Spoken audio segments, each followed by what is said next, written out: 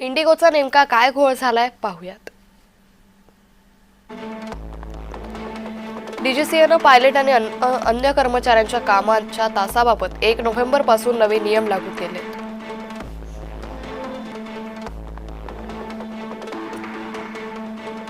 पायलट्सची रात्रपाळी, त्यांचे तास, नंतरच्या आरामाचे तास यात लक्षणीय बदल करण्यात आले। नफा वाढवण्यासाठी इंडिगो शक्य तेवढी रात्रीची उड्डाणं ठेवतं, त्यामुळे अधिकच अडचण होते।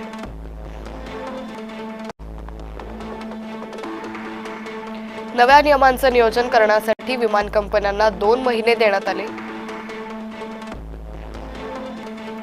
मात्र इंडिगोनं आपल्या वेळापत्रकात मोठे बदल केले नाहीत।